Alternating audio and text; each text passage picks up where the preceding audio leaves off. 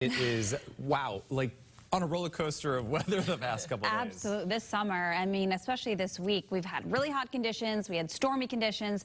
Today, cool and a little bit dry out there. We're on the cooler side of a front, but that's all going to change tomorrow as the heat builds back in. So watching low pressure pass to our south, can't rule out a few scattered showers, especially closer to the center. High pressure to the north, though, allowing for drier air to work on it. And look at the dew points. So comfortable in the 50s.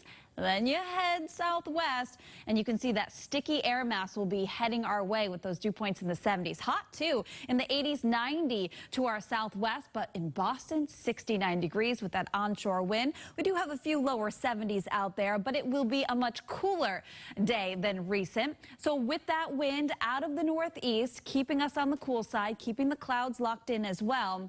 The air is fairly dry, but can't rule out a stray shower or mist. We had some earlier today, but best bet of any scattered showers will be mainly south of the Pike with brighter conditions developing to the north. So a few showers, a little less humid northwest, still a bit sticky along the south coast.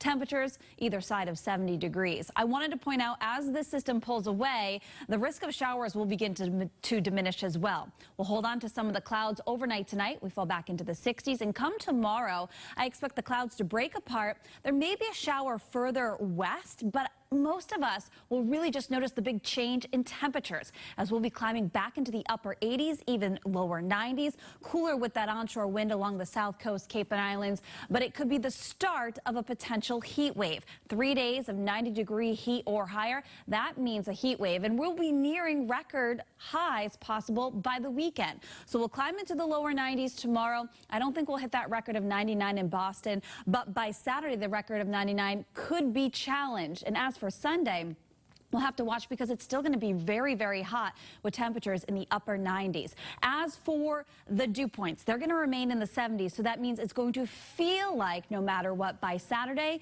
triple-digit readings, and that is concerning. There's an excessive heat watch starting at 11 a.m. on Saturday to 9 p.m. for that potential of heat index is up to 110, and that means the risk of some heat illnesses. So you want to make sure you avoid outside activities, strenuous activities, try to find some shade, take some breaks, seek cool air-conditioned areas, and make sure you're drinking plenty of water, and check on, of course, any elderly or pets. If you're trying to find relief, Cape Cod, you're still going to be hot near 90 with sunshine, and further north and west, we're looking at temperatures still well into the 90s, feeling even hotter. By Sunday, there will be the risk of some scattered showers and storms arriving. I don't think that will really come till later on in the day. We'll have to watch the timing, but that could break the heat and humidity as we head into early next week, depending if that front clears the area. Something we'll be watching, but get ready, a potential heat wave on the way. Chris?